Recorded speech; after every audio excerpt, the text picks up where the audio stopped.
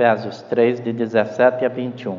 Para que Cristo habite pela fé nos vossos corações, a fim de, estando arraigados e fundados em amor, poderdes perfeitamente compreender com todos os santos qual seja a largura e o comprimento e a altura e a profundidade, e conhecer o amor de Cristo, que excede todo entendimento, para que sejais cheios de toda a plenitude de Deus.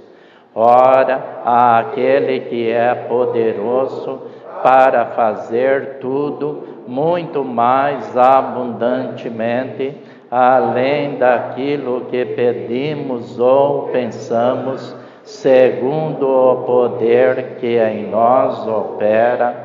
A esse glória na Igreja, por Jesus Cristo, em todas as gerações, para todos sempre. Amém. Glória a Deus.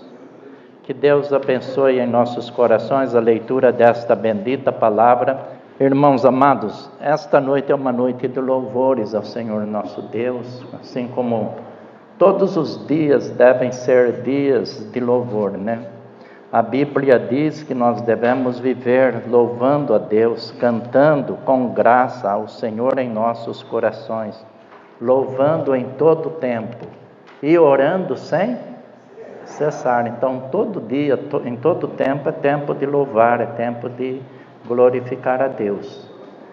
Mas eu não podia deixar passar sem lembrar os amados irmãos, a amada igreja, que dia 31 de outubro nós comemoramos 505 anos da Reforma Protestante. E nós sabemos que historicamente nós os batistas não fazemos parte, porque já existíamos antes desse movimento. Mas este movimento e esta reforma nos ajudou, nos beneficiou bastante, porque um homem usado por Deus teve a coragem de enfrentar a religiosidade da época, que havia se desviado do plano, do propósito de Deus, do plano salvífico de Deus para a humanidade, e ele falou as verdades, e estas verdades também são as verdades do Evangelho que nos abençoa, que nos beneficiam. E nós vivemos dias, especialmente estes dias que nós estamos vivendo, que não só um líder evangélico, mas muitos líderes evangélicos têm despertado o povo de Deus para a grande realidade e necessidade de uma volta ao Evangelho de Jesus Cristo. Porque o que muitos estão fazendo, o que muitos estão pregando, não é o Evangelho em sua essência. Porque Evangelho significa boas notícias de salvação, em Cristo Jesus. E Paulo deu uma definição também bem bíblica, e esta definição bem bíblica encontra-se em Romanos 1,16, Porque não me envergonho do Evangelho, porque ele é o poder de Deus para a salvação de todo aquele que crê. Eu Tenho já há algum tempo que eu gosto, os irmãos já sabem que eu gosto um pouco de história, né? E eu creio, irmãos, que a história, ela nos beneficia, ela traz conhecimento para nós. Nós precisamos fazer amizade, manter um bom relacionamento com as pessoas que têm uma fé diferente da nossa, mas sempre com o objetivo de testemunhar do poder de Deus, daquilo que Ele fez na nossa vida.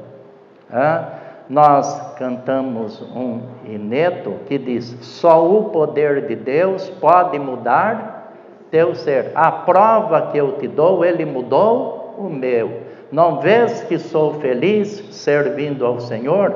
Nova criatura sou, nova sou.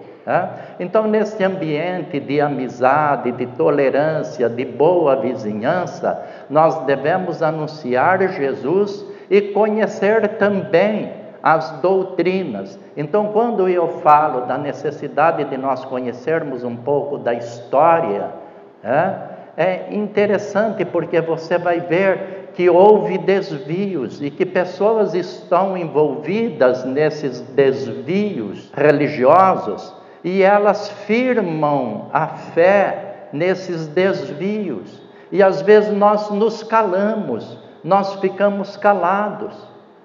Nós não vamos provocar as pessoas, mas num momento oportuno você pode testemunhar e você pode demonstrar que você tem conhecimento histórico.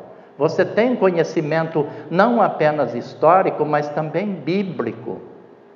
Então houve alguns desvios, e eu vou citar aqui alguns para os irmãos, porque Martim Lutero, quando defendeu as 95 teses que ele pregou na porta, colou lá na porta do templo, em Wittenberg, na Alemanha, foram princípios que ele viu que a igreja tinha tomado um outro rumo, a igreja na época.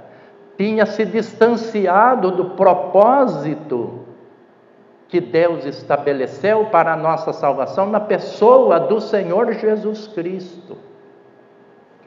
Fora de Jesus não há salvação. Fora de Jesus não há vida. Fora de Jesus não há perdão dos pecados. Fora de nosso Senhor Jesus Cristo. Mas as pessoas, através do tempo, criaram atalhos.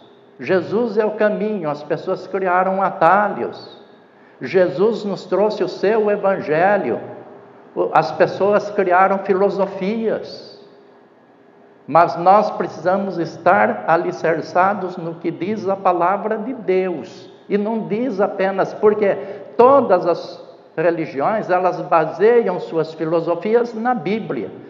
Eu tenho dito que até o comunismo baseia-se num texto bíblico, lá em Atos capítulo 2, quando diz que a igreja tinha tudo em comum e não havia entre eles necessitado algum.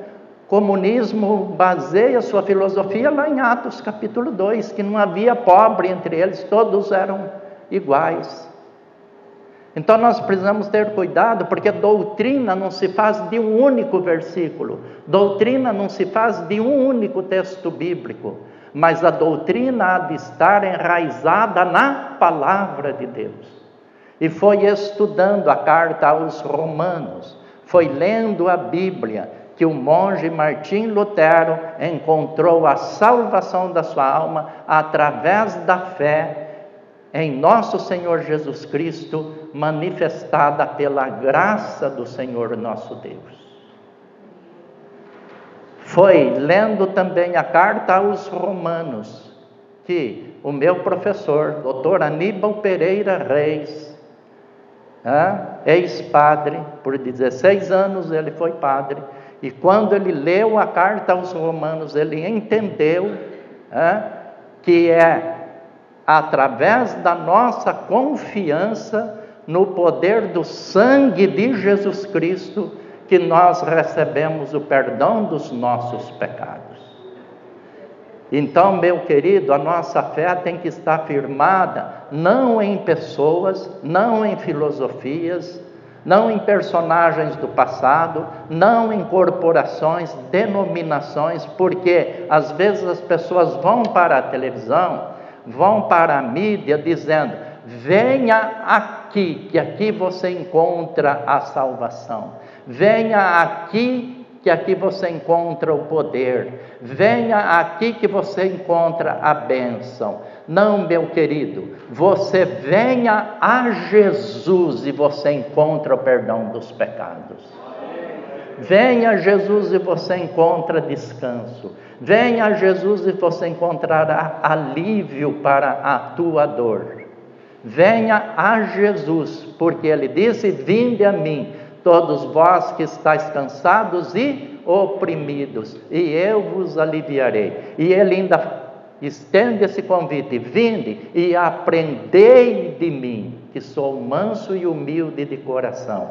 O irmão está seguindo a Jesus há 20 anos, há alguns meses, há algumas décadas, há mais que 50 anos, e neste tempo todo você está, assim como eu estou já há mais de 50 anos, aprendendo com Jesus Cristo.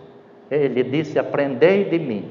E nesta matéria nós nunca seremos formados, estaremos aprendendo para sempre aprendendo. Ainda na eternidade estaremos aprendendo de uma maneira agora, já livres do pecado, para todo sempre, e conhecendo o nosso Senhor face a face. Como diz Paulo, hoje conhecemos em parte, mas conheceremos como também somos dele conhecidos. Isso é profundo. Então, irmãos, às vezes nós, por falta de conhecimento, também não falamos do amor de Deus e do que Jesus faz. E, como eu já disse, para manter os bons relacionamentos, aliás, nós devemos manter os bons relacionamentos, mas devemos saber. A partir do século IV, a igreja começou, na época, a tomar desvios, atalhos, e criou-se no ano 304, então, o ofício do bispo romano, o Papa. Por quê? Porque Roma era a capital do império, era a capital do mundo antigo, e o bispo de Roma era o mais proeminente. Assim como nos nossos dias, os líderes em todos os aspectos da vida social, que estão nas grandes capitais do Brasil e do mundo, sempre são aqueles que se destacam mais. E na vida religiosa, na época, não foi diferente. No ano 310, começou-se, através de uma influência pagã que invadiu o cristianismo, a fazer orações pelos mortos, intercessão por aqueles que já morreram, pedir a salvação daqueles que já morreram. E isso é antibíblico. Por que é antibíblico? Porque o que a Bíblia diz na carta aos Romanos, que Martim Lutero estudou, que ele leu. A Bíblia lá em Romanos diz o quê? A saber, se com a tua boca confessares ao Senhor Jesus Cristo e em teu coração creres que Deus o ressuscitou dos mortos, serás salvo. Por quê? Com o coração se crê para a justiça e com a boca se faz a confissão para a salvação e a vida eterna. Então, meu querido, você, eu, nós precisamos em vida confessar a Jesus Cristo como único, nosso, todo suficiente Salvador. Porque a saber, se confessares a Jesus Cristo, em teu coração creres. No ano 320 começaram o uso de velas nas igrejas, e as pessoas usam velas. Mas por que que nós, os evangélicos, não usamos velas? Por que que nós não fazemos uso de vela? Porque nós não precisamos da luz artificial, nós precisamos da luz real. Jesus Cristo disse: eu sou a luz do mundo. Quem me segue não andará nas trevas, mas terá a luz da vida. Certa vez perguntaram-me, por que que no velório dos crentes não se faz uso de vela? Por quê? Porque o crente, quando parte deste mundo para a eternidade, ele parte iluminado pelo poder da luz que é Jesus Cristo, nosso Senhor. Não é uma luz artificial que vai iluminar nossa alma, é a luz de Jesus. E a palavra de Deus também é luz, né? Não é isso que disse o salmista lá no Salmo 119, no versículo 105? Lâmpada para os meus pés é a tua palavra e luz para o meu caminho. Significa o quê? Que os meus dias futuros serão iluminados pelo poder da palavra. E eu ainda vou mais adiante, lembrando que Jesus é, por excelência, a palavra humanizada.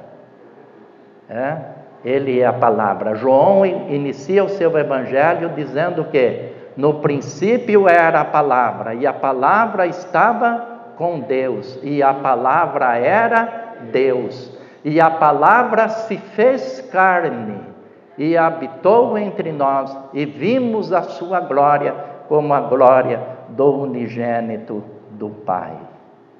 No ano 325 aconteceu, então, o primeiro concílio para tratar sobre a natureza de Jesus Cristo, divina e humana.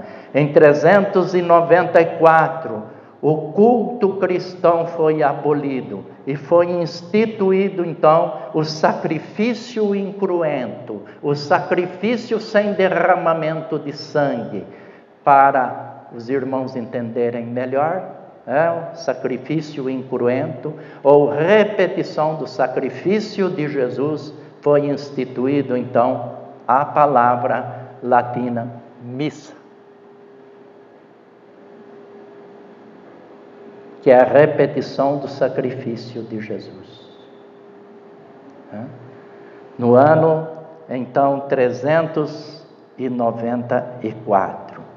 Em 416, começou o batismo infantil.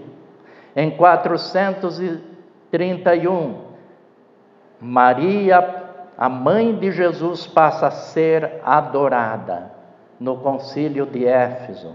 Em 503, começam a divulgar a existência do purgatório.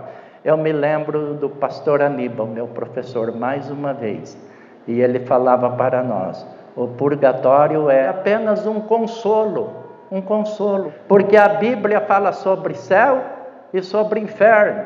A Bíblia não fala, não ensina sobre purificação. A Bíblia ensina que se confessarmos os nossos pecados, Ele, Jesus Cristo, Ele, o nosso Deus, é fiel e justo para perdoar os nossos pecados e nos purificar de toda a injustiça. É isso que a Bíblia fala. E João, escrevendo no capítulo 1 da sua primeira carta, no versículo 7, o que eu sempre falo aqui dominicalmente: se andarmos na luz como Ele na luz está, temos comunhão uns com os outros, e o sangue de Jesus Cristo, Filho de Deus, nos purifica de todo o pecado. Então, você sai daqui desta vida com Jesus, com os seus pecados purificados pelo poder do sangue de Jesus. Nós não vamos falar todos os assuntos que nós temos aqui, que são vários, são muitos, mas eu vou resumir o máximo que eu puder e vou passar as datas mais importantes para os irmãos. No ano 787 iniciaram-se o culto, as adorações, as imagens.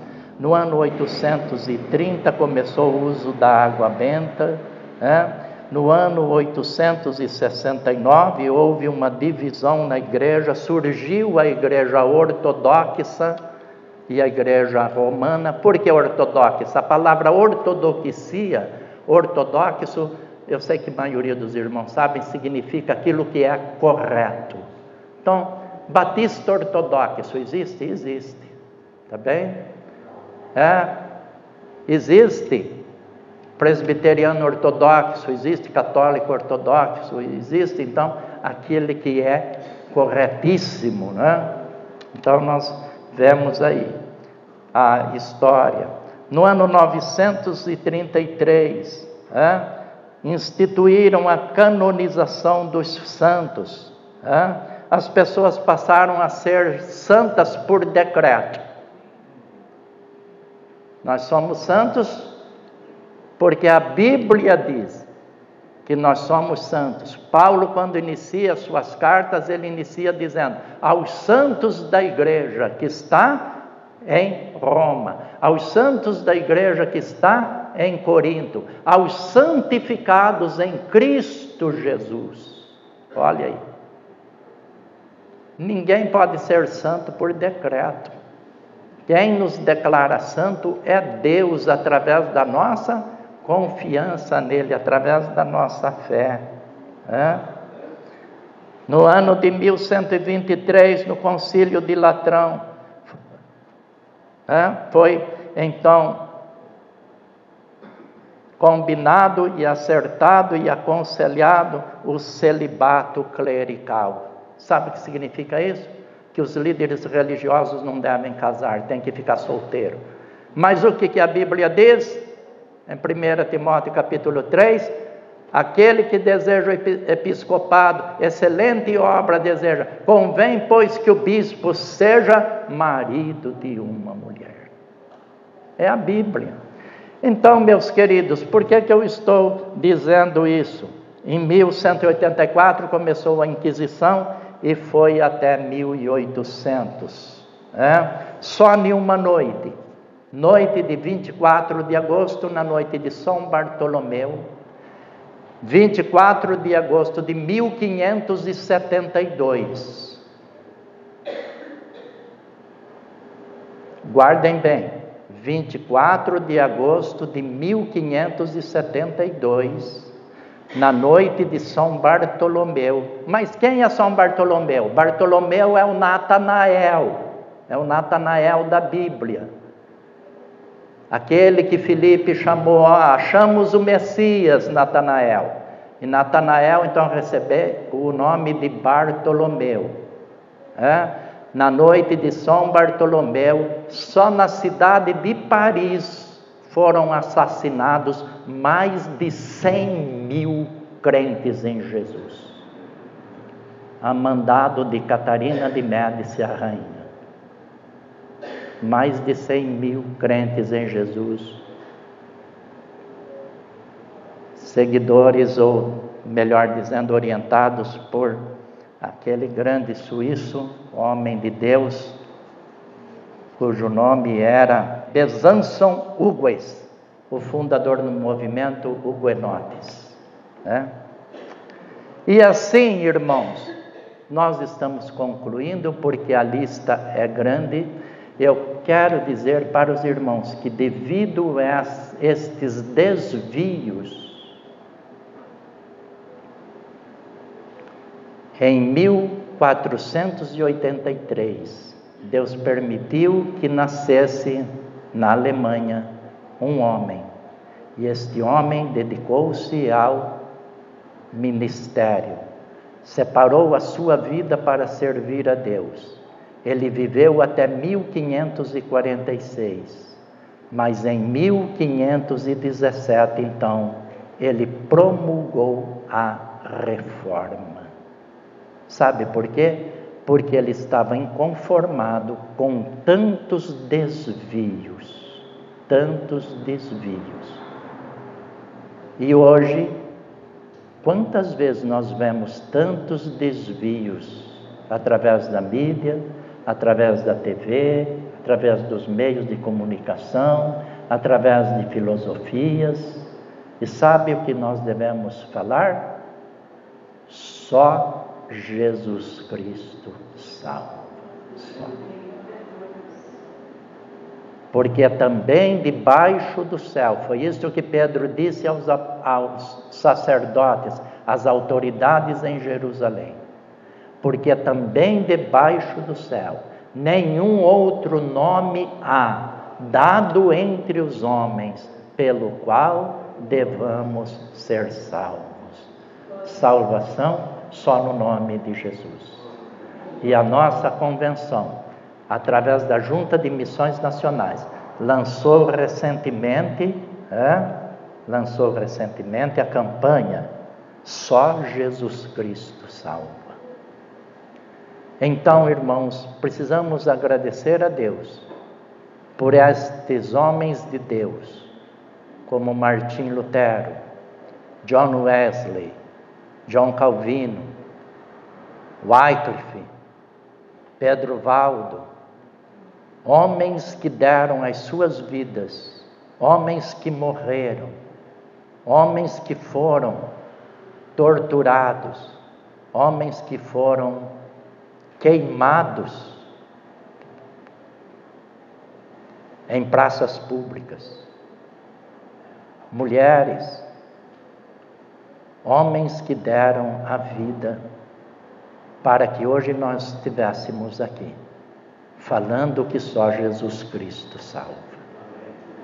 Precisamos agradecer a Deus e orar para que outros homens e mulheres tenham essa mesma coragem de não aceitarem os desvios, mas continuarem falando: Jesus é meu único. Hoje eu perguntei para o irmão Antônio na profissão de fé dele, né? Ele disse: Jesus é o meu Salvador. E eu falei: eu quero mais ainda. Jesus não é apenas meu Salvador, Ele é o meu único e todo suficiente Salvador. Não preciso mais nada. Amém? Amém. Vamos orar, encerrando este momento. Bendito Deus nosso Senhor, nós te agradecemos, ó Deus, porque nós entendemos a tua santa palavra, porque nós aprendemos com a tua santa palavra, ó Deus. Nós cremos, ó Deus, o que os apóstolos pregaram, o que Jesus pregou, o que Paulo orou pelos cristãos de Éfeso, para que Cristo habitasse pela fé no coração ou nos corações deles. E é o que nós precisamos, é o que nós necessitamos nesses dias. Que Cristo habite em nossos corações psíquicos, em nossa igreja, como corpo de Cristo. Que nós não sejamos influenciados, ó Deus, por filosofias, por personagens importantes, mas que a pessoa mais importante da nossa existência possa ser o Senhor Deus Todo-Poderoso, nos influenciando, nos abençoando, nos esclarecendo, iluminando nossas vidas, Senhor, perdoando nossos pecados e nos dando a vida eterna. É no nome de Jesus que nós oramos. Amém, ó Deus.